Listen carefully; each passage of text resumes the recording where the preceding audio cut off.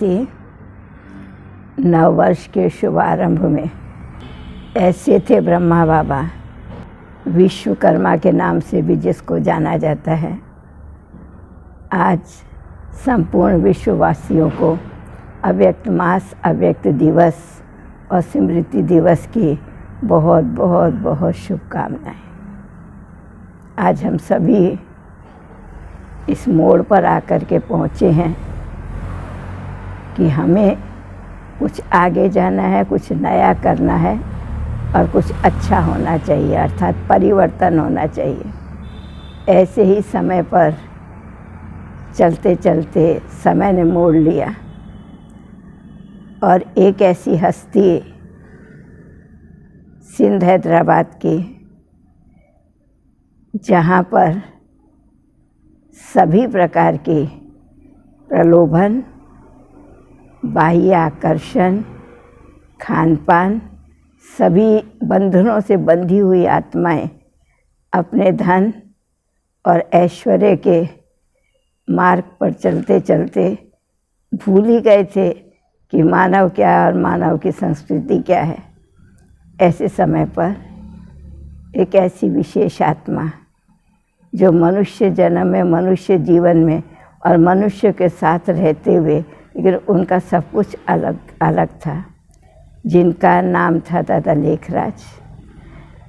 1934 में एक संकल्प आया कि चले अब इस संसार, इस ग्रस्त से थोड़ा उपराम होकर के कहाँ किनारा करें। भक्ति तो प्रगाढ़ भक्ति, श्रद्धा तो अत्यंत श्रद्धा गुरुओं में, शास्त्रों में और साथ साथ दान पुण्य में।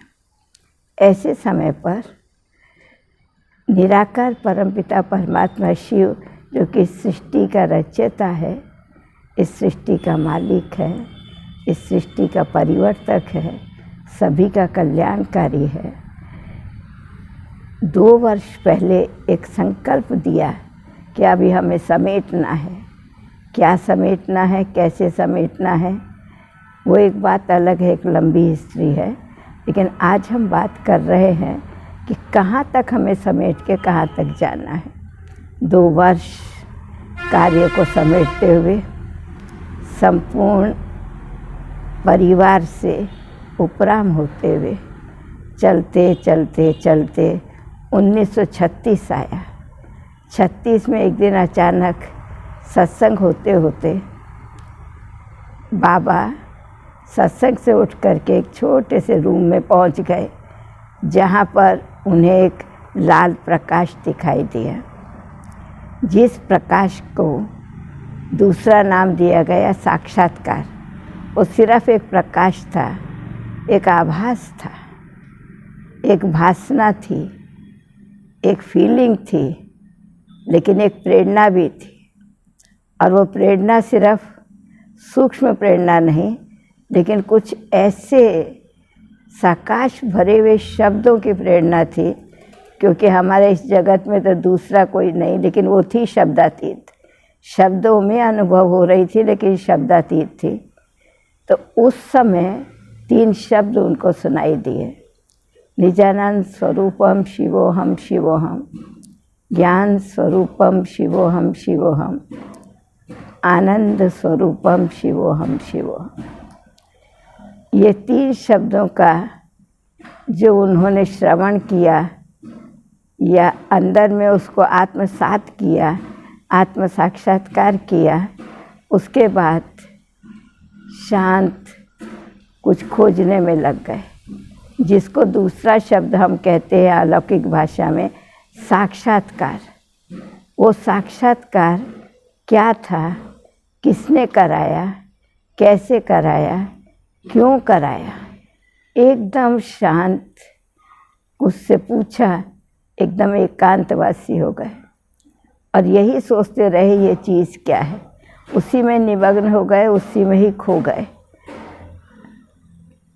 ना ये संसार कुछ दिखाई दे रहा है, ना परिवार दिखाई दे रहा है, ना व्यापार दिखाई दे रहा है। सभी हलचलों से परे एकदम शांत एकांत प्रिय हो गए। इस साक्षात्कार के बाद बाबा का थोड़ा थोड़ा चेंज होना शुरू करा दिनचर्या में। व्यापार से थोड़ा परे, परिवार से थोड़ा परे, भक्ति की भी गहराई में जाना शुरू किया और जाते जाते वो उस स्थिति तक पहुंच गए कि अभी आखिर ये है क्या चीज़ और करना क्या है। ऐसे समय में उनको आभास हुआ कि मुझे क्या करना है, कैसे करना है, कैसे चलना है, जिसको कहते हैं साक्षात्कार से साक्षात मूर्त की तरफ हो गए। अर्थात इसके द्वारा मुझे कैसे चलना है ये जाना। तो सबसे पहली बात यही पता चला कि मैं कौन। मैं एक प्रकाश हूँ, मैं एक ज्योति हूँ, मैं एक शक्ति हूँ, मैं एक दिव्य सितारा हूँ। भिन्न भिन्न रूप के भिन्न भिन्न शब्दों का उनको कान में आभास होता था, लेकिन वो व्यक्त नहीं कर पाते थे। कितना समझते थे वो बात तो दूसरी है, लेकिन व्यक्त नहीं कर पाते थे। ऐसे चलते चलते चलते चलते व्यापार से, परिवार से, व्यवहार से थोड़ा थोड़ा किनारा होते होते होते होते पूरा एकदम शांत एकांत हो गए। और इस एकांत के रिज़ल्ट क्या निकली कि वो स्वयं वहाँ से बनारस चले गए। बनारस तो वैसे भी हर साल जाते ही थे, लेकिन बनारस चले गए और बनारस में जा कर के एकदम गहराई में खो गए कि आखिर ये है क्या, मैंने देखा क्यों, मैंने सुना क्यों, मुझे करना क्या है। इसी गहराई में जाते जाते जब थोड़ा सा अंदर मन शांत हो गया एकदम से, तो उनको एक और दिव्य साक्षात्कार हुआ, जिस साक्षात्कार में उन्होंने विष्णु को देखा, विष्णु चतुर्भुज। क्योंकि वो पहले भी नारायण के भक्त थे, अर्थात विष्णु के भक्त थे।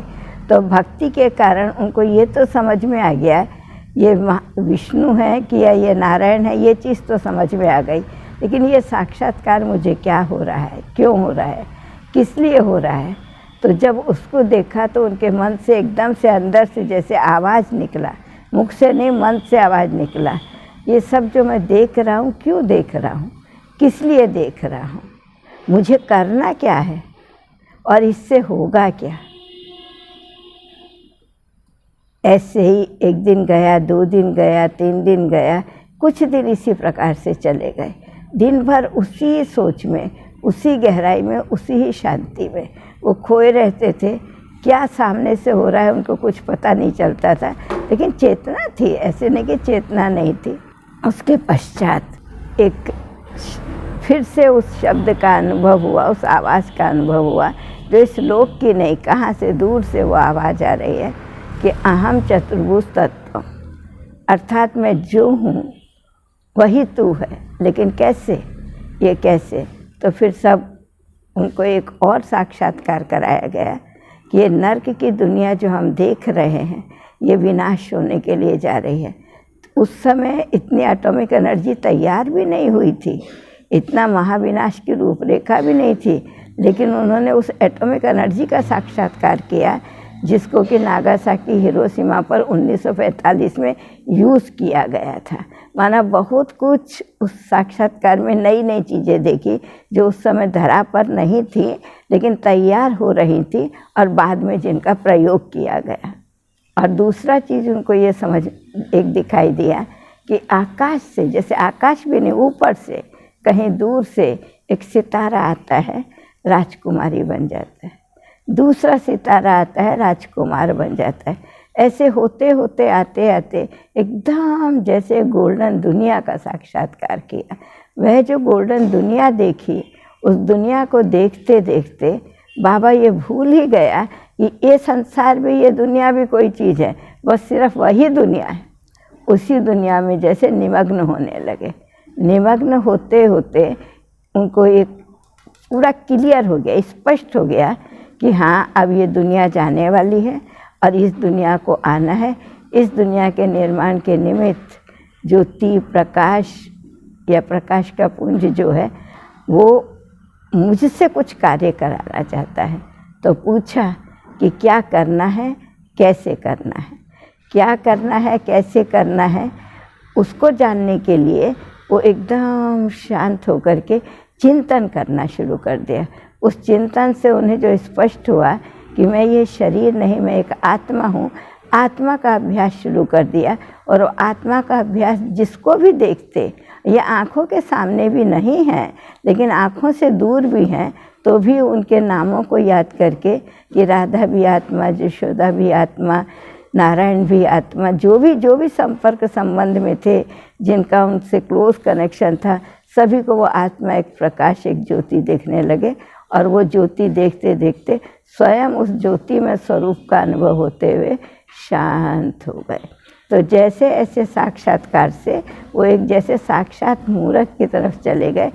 शब्द कम हो गए, मन शांत हो गया और दृष्टि उपराम हो गई। ऐसे थे ब्रह्मा। ओम शांति। ऐसे थे